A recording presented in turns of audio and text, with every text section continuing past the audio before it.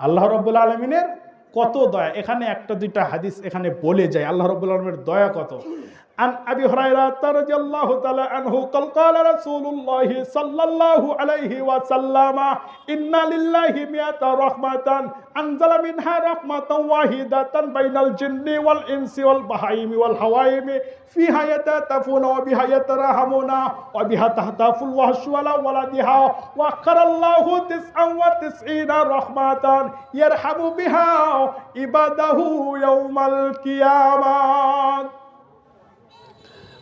রাসূল সাল্লাল্লাহু আলাইহি ওয়াসাল্লাম বলছেন, ইন্না লিল্লাহি মিয়াতা রাহমাতান, নিশ্চয় মহান আল্লাহর 100টি রহম আছে। আল্লাহ রাব্বুল আলামিনের 100টি রহম আছে। এই 100টি রহমের মধ্যে আল্লাহ পাক বলেন, আনজালা মিনহা রাহমাতান ওয়াহিদাতান বাইনাল জিন্নি ওয়াল ইনসি ওয়াল বাহাইম ওয়াল হাওয়াইমি।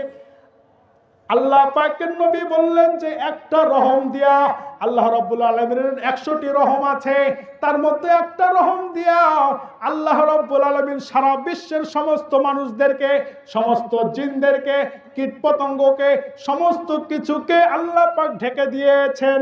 আল্লাহ রাব্বুল আলামিনের 100টি রহমের মধ্যে একটা রহম দিয়াও আল্লাহ রাব্বুল আলামিন সমস্ত সৃষ্টিকুলকে ঢেকে দিয়েছে। যার কারণে একজন পিতা, একজন মাতা তার সন্তানকে এত ভালোবাসে, সন্তান তার পিতামাতাকে ভালোবাসে, সন্তানকে পিতামাতা ভালোবাসে, এমনকি কীটপতঙ্গ, হিংস্র প্রাণী যারা যারা অন্য প্রাণীকে ভক্ষণ করে, এই হিংস্র প্রাণীগুলো তার বাচ্চাকে আহার করে না, তার বাচ্চাকে ভক্ষণ করে না, তার বাচ্চাকে স্নেহ করে, মায়া করে, দয়া করে। এই একটা রহম দেওয়ার কারণে ওয়াখারাল্লাহু 99 রহমাতান, আর আল্লাহ রাব্বুল আলামিনের কাছে আরো 199টি রহম আছে।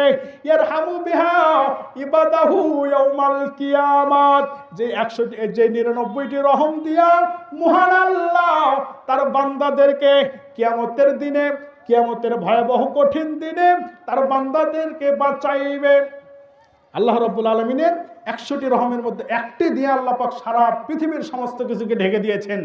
আর 99টি আল্লাহ রাব্বুল আলামিনের কাছে আছে, যে 99টি দিয়ে আল্লাহ পাক কিয়ামতের দিনে তার বান্দাকে বাঁচায়া দেবেন, যে রহম দেয়া। আন জাবিরিন কাল রাসূলুল্লাহ সাল্লাল্লাহু আলাইহি ওয়াসাল্লাম লা ইউদখিলু আহাদাম মিনকুম আমালুল জান্নাতা ওয়ালা ইউজিরুহু মিনান নার ওয়ালা আনা ইল্লা রাহমাতিল্লাহ। হাদিস রাহু মুসলিম।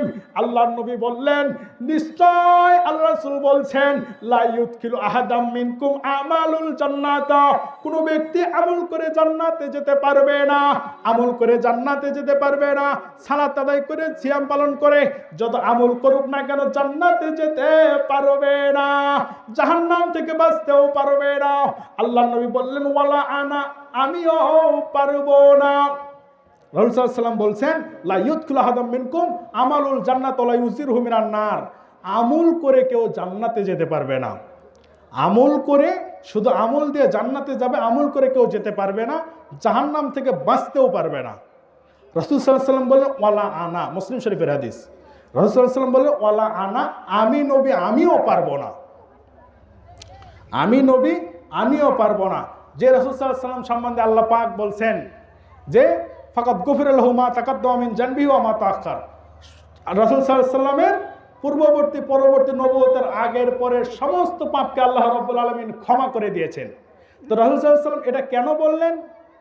এটা বললেন এই জন্য বললেন, এরপরে বলছেন যে লা ইউদখিলু আহাদাম মিনকুম আমালুল জান্নাতা ওয়া লা ইউজিরুহু মিনান নার ওয়া লা আনা ইল্লা রাহমাতিল্লাহ, আমল করে কেউ জান্নাতে যেতে পারবে না, জাহান্নাম থেকে বাঁচতেও পারবে না। আল্লাহর নবী বললেন, ওয়ালা আনা, আমিও পারবো না, ইল্লা রাহমাতিল্লাহ, আল্লাহর রহমত ছাড়া কেউ জান্নাতে যেতে পারবে না, জাহান্নাম থেকে বাঁচতেও পারবে না। আন আবি হুরায়রা কাল রাসূলুল্লাহ সাল্লাল্লাহু আলাইহি ওয়াসাল্লাম লাম্মা কাদাল্লাহু খালকা কাতাবা কিতাবান ফাওয়া ইনদাহু ফাওকিল আরশ আন্না রাহমাতান সাবাকাত গাযাবি ওয়া ফি রিওয়ায়াতিন গাযাবাত গাযাবি। হাদিসটা মুত্তাফাকুন আলাইহি। আল্লাহর নবী বললেন, আমার উম্মতরে তোমরা শুনে নাও, আল্লাহ পাক যখন মাখলুক সৃষ্টি করলেন তখন একটি কথা লিখলেন, কথাটা আল্লাহর আরশ, কথাটা আল্লাহর আরশে আছে। কথাটা কি? আন্না রহমাতান সাবাকাত গাযাবি, নিশ্চয়ই মহান আল্লাহর রাগের চাইতে, ক্রোধের চাইতে আল্লাহ রাব্বুল আলামিনের দয়া বেশি, রহম বেশি।